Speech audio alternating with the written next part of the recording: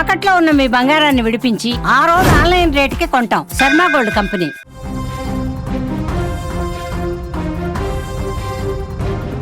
నంద్యాల జిల్లా డోన్లో దారుణం చోటు చేసుకుంది. ఓ ఇంట్లో ఇద్దరు వ్యక్తులు అనుమానాస్పద స్థితిలో మృతి చెందడం కలకలం రేపుతోంది.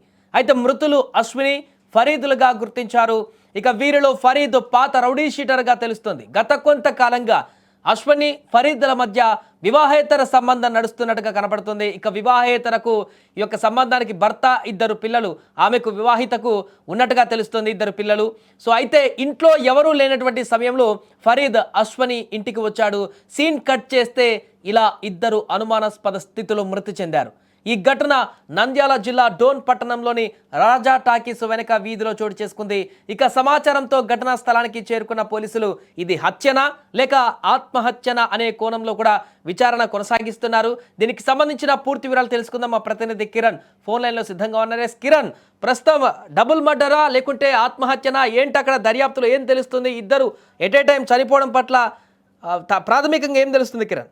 నంద్యాల జిల్లాలో ఇద్దరు వివాహితుల మృతి అయితే అనుమానాస్పదంగా అయితే కలకాలం రేస్తుంది. అయితే నంద్యాల జిల్లా డోన్ పట్టణానికి చెందిన ఇద్దరు ఎవరైతే రౌడీ షీటర్ ఫరీద్ అలాగే అశ్విని ఇద్దరి మధ్యలో వివాహేతర సంబంధం అయితే కొనసాగుతుంది. అయితే పాతపేటకు చెందిన షరీఫ్ ఒక మహిళ అశ్విని మహిళ ఇంట్లో మృతి చెందడం అయితే పలు అనుమానాలకైతే దారి తీస్తుంది.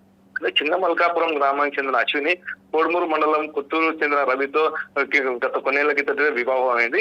వీరికి కుమారుడు, కుమార్తె కూడా ఉన్నారు. అయితే పట్టణంలో పాతపేట నివాసం ఉండే అప్పట్లో ఫరీద్తో అశ్విని పరిచయం ఏర్పడింది. అయితే వివాహేతర సంబంధం ఈ హత్యకు గల దారికి తీసిందని చెప్పేసి అయితే పెద్ద ఎత్తున పోలీసులు అయితే అనుమానం వ్యక్తం చేస్తున్నారు. అయితే భార్య భర్తల మధ్య కూడా గొడవ ఏర్పడి ఉండొచ్చు, అలాగే ఈ వివాహేతర సంబంధం వల్ల హత్య చేసి ఉండొచ్చు అని చెప్పేసి అనుమానాలు వ్యక్తం అయితే ఇంట్లో ఆ మృతి చెందిన ఘటన చూస్తే అయితే మహిళ ఎవరైతే అశ్విని మహిళ ఉందో హత్య చేసి మృతి చంపేస్తారని చెప్పేసి కూడా సాక్ష్యాలు అయితే ఉన్నాయి. అయితే ఎవరైతే రౌడీ షీటర్ పర్వేజ్ కూడా అలాగనే మిగతా జీవిలాగా పడి ఉన్నాడు. అయితే ఇక్కడ ఇంట్లో పొగతో కమ్ముకున్నాయి, అంటే పెట్రోల్ పోసి అంటించారా లేకపోతే వీళ్ళే ఆత్మహత్యకు పాల్పడ్డారా అనేది కూడా పోలీసులు అయితే అనుమానాలు అయితే వ్యక్తం చేస్తున్నారు. ఏదేమైనప్పుడు కూడా ఇక్కడ ఇంట్లో పెట్రోల్ వాసనతో గది అంతా నిండిపోయి కాలిన స్థితిలో అశ్విని మృతదేహం ఓవైపు, అలాగే మరోవైపు పర్వేజ్ కాలిన స్థితిలో కూడా గోడ కానుకొని ఉండడం అయితే పోలీసులు అయితే గుర్తించారు. ఇటు అశ్విని కుటుంబ సభ్యులు కానీ అటు ఫరీద్ కుటుంబ సభ్యులు కానీ ఎవరైనా స్పందించారా కిరణ్? అక్కడికి రావడం జరిగిందా? వారి వర్షం ఏమైనా వినపడుతుందా లేకుంటే స్థానికులు ఏమైనా చెప్తున్నారా? ఈ ఇద్దరు ఇంటిపై అసలు ఏం జరిగిందో అర్థం కాని పరిస్థితి అయితే నెలకొంది. వీరు ఆత్మహత్యకు పాల్పడ్డారో హత్య చేస్తారో అనే విషయం తెలియాల్సింది. అయితే ఇప్పుడు ఎవరైతే అశ్విని వాళ్ళ భర్త కూడా పోలీసులు అయితే విచారణ చేస్తున్నారు. భర్త అప్పుడు ఏ సమయంలో కిరాణం షాప్ లో ఉన్నారని చెప్పి తెలుస్తుంది. అయితే అశ్విని వాళ్ళ కుమార్తె కూడా సాయంత్రం వచ్చి చూసేదలకి పొగతో నిండుకుపోయిందని చెప్పి చెప్తున్నారు. అయితే బంధువులు వాళ్ళైతే విచారణ అయితే చేస్తున్నారు పోలీసులు. Right, thank you Kiran. So మొత్తానికి అది నంద్యాల డోన్లో జరిగినటువంటి ఈ యొక్క ఘటన సంచలనంగా మారింది. ఇద్దరు వ్యక్తులు వివాహేతర సంబంధాన్ని కొనసాగిస్తున్నటువంటి ఇద్దరు వ్యక్తులు ఎట్ ఏ టైం ఇంట్లో అనుమానాస్పద స్థితిలో మరణించి ఉన్నారు. వారిని హత్య చేశారా ఎవరైనా, లేకుంటే వారిద్దరే వారికి వారు బలవన్మరణానికి పాల్పడ్డారా? ఈ ఘటన ఒకసారిగా సంచలనం రేపింది. అనేక అనుమానాలకు కారణమవుతుంది. ఎందుకంటే అక్కడ మంటల్లో తగలబడి ఉన్నారు. కానీ పోస్ట్ మార్టం అయితే దాంట్లో గాయాలు ఏమన్నా అయ్యాయా మంటల కంటే ముందు, లేకుంటే ఎవరైనా హత్య చేశారనేటువంటి వివరాలు అయితే బయటకు వస్తాయి. కానీ అంతకంటే ముందు ఈ యొక్క అగ్ని ఎలా సంభవించింది? వీరే అంటించుకున్నారా లేకుంటే ఎవరైనా అక్కడ అంటించి వెళ్ళిపోయారా? కిరసనాలంతా కూడా పోసినట్టుగా చెప్తున్నారు.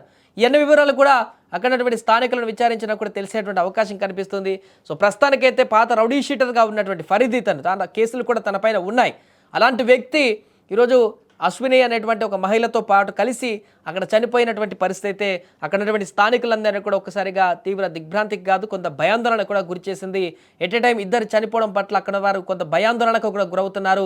ఏంటి ఇలా జరిగింది, ఇక్కడ ఇంత దారుణమైనటువంటి స్థితిలో చనిపోయారేంటి, హత్యనా లేకుంటే వారే చనిపోయారేంటి అనేది కూడా అర్థం కాని పరిస్థితి వాళ్ళకి ఏర్పడింది. సో పోలీసులు అయితే ప్రస్తుతానికి ఇన్వెస్టిగేషన్ కొనసాగిస్తున్నారు. ప్రాథమిక అంచనాల ప్రకారం ఇది ఒక మిస్టరీ డెత్ లాగానే చూస్తున్నారు. సో ఆ రకంగా హత్య ఏమైనా జరిగిందనే కోణంలో ఇన్వెస్టిగేషన్లో ముందుకు వెళ్తే మరిన్ని వివరాలు మరి కాసేపట్లో వెల్లడించేటువంటి అవకాశం అయితే ఉంది.